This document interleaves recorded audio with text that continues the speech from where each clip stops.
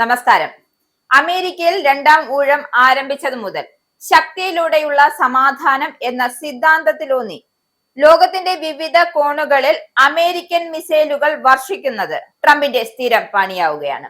America ആദ്യം എന്ന മുദ്രാവാക്യത്തിനൊപ്പം വിദേശ സംഘർഷങ്ങളിൽ നിന്നും വിട്ടുനിൽക്കും എന്ന വാഗ്ദാനം മുന്നോട്ട് വെച്ചാണ് ട്രംപ് തെരഞ്ഞെടുപ്പിനെ നേരിട്ടത്.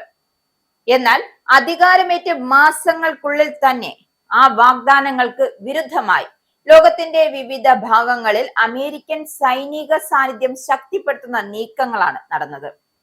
ട്രംപ് ഭരണകൂടം അധികാരമേറ്റ 2025 ജനുവരി മുതൽ ഇതുവരെ ഏകദേശം 622 വിദേശ ബോംബ് ആക്രമണങ്ങൾ അമേരിക്ക നടത്തിയിട്ടുണ്ട് എന്നാണ് സംഘർഷ നിരീക്ഷകർ വ്യക്തമാക്കുന്നത്. ഇറാനുമായുള്ള ബന്ധവും ഈ വർഷം വൻ പ്രതിസന്ധിയിലാണ് തുടരുന്നത്. ജൂണിൽ ഇറാന്റെ 3 പ്രധാന ആണവ കേന്ദ്രങ്ങൾ അമേരിക്ക ആക്രമിച്ചിരുന്നു. ഇറാന്റെ ആണവ ഭീഷണി ഇല്ലാതാക്കാനാണ് ഈ നീക്കമെന്നായിരുന്നു ട്രംപിന്റെ തൊടുന്യായവും വാദവും. ഇതിനു പുറമെ യമനിലെ ഹൂത്തികൾക്കെതിരെയും ഇറാഖിലെ ISIL നേതാക്കൾക്കെതിരെയും അമേരിക്ക തുടർച്ചയായ ആക്രമണങ്ങൾ അഴിച്ചുവിട്ടിരുന്നു.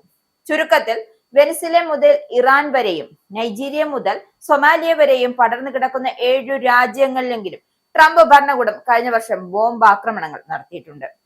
ഈ സൈനിക നടപടികൾ അമേരിക്കയെ വീണ്ടും ആഗോള യുദ്ധങ്ങളുടെ നടുവിലേക്ക് എത്തിക്കുമോ എന്ന ആശങ്കയിലാണ് അന്താരാഷ്ട്ര തലത്തിലുള്ളവർ. അമേരിക്കൻ രാജ്യമായ നൈജീരിയയിൽ അമേരിക്ക നേരിട്ട് സൈനിക നടപടി ആരംഭിച്ചതും കഴിഞ്ഞ വർഷത്തെ പ്രധാന മാറ്റമാണ്. ക്രിസ്മസ് ദിനത്തിൽ വടക്കു പടിഞ്ഞാറൻ നൈജീരിയയിലെ സൊക്കോട്ടയിൽ ISIL ഭീകരരെ ലക്ഷ്യമിട്ട് നടത്തിയ ഈ ആക്രമണം സമാധാനപരമായ അന്തരീക്ഷത്തെ ബാധിച്ചതായിരുന്നു. നൈജീരിയയിലെ ക്രിസ്ത്യാനികളെ സംരക്ഷിക്കാൻ എന്ന പേരിലാണ് ഈ നീക്കമെങ്കിലും രാഷ്ട്രീയ നേട്ടങ്ങൾക്കും തന്റെ വോട്ട് ബാങ്കിനെ പ്രീണിപ്പിക്കാനുള്ള ട്രംപിന്റെ തന്ത്രമാണ് ഇതെന്ന് പല വിശകലന വിദഗ്ധരും വിലയിരുത്തപ്പെടുന്നു. സൊമാലിയയിലും സിറിയയിലും അമേരിക്ക തങ്ങളുടെ വ്യോമാക്രമണങ്ങൾ നാടകീയമായി വർദ്ധിപ്പിച്ചിരുന്നു. സൊമാലിയയിലെ അൽ ഷബാബ് ഭീകരർക്കെതിരെ കഴിഞ്ഞ വർഷം മാത്രം 111-ലധികം ആക്രമണങ്ങൾ നടന്നു എന്നാണ് കണക്ക്. ഈ കഴിഞ്ഞ 3 അമേരിക്കൻ പ്രസിഡന്റന്മാരുടെ കാലയളവിൽ നടന്ന ആകെ ആക്രമണങ്ങളെക്കാൾ ഇത് കൂടുതലാണ്. അപ്പോൾ ട്രംപിന്റെ ലയൻ ഏതാണെന്ന് മനസ്സിലായല്ലോ.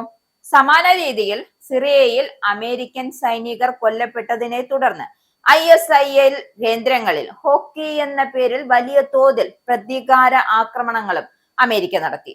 ആഗോള സമാധാനത്തിന് വേണ്ടി പ്രവർത്തിക്കുന്നു എന്ന് അവകാശപ്പെടുമ്പോഴും ട്രംപിന്റെ വിദേശ നയം കൂടുതൽ ആക്രമണോത്മകവും പ്രവചനാതീതവുമായി മാറുന്ന കാഴ്ചയാണ് 2025 കണ്ടത്.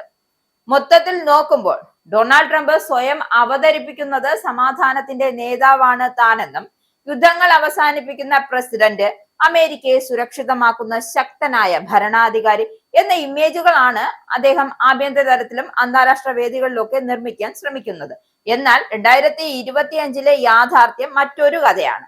അതായത് സമാധാനം നിലനിർത്താൻ എന്ന പേരിൽ സ്വീകരിക്കുന്ന ഓരോ നടപടിയും യുദ്ധത്തിന്റെ ഭൂമിശാസ്ത്രം കൂടുതൽ വ്യാപിപ്പിക്കുന്നതാണ് എന്നുകൂടിയാണ് കാട്ടിത്തരുന്നത്.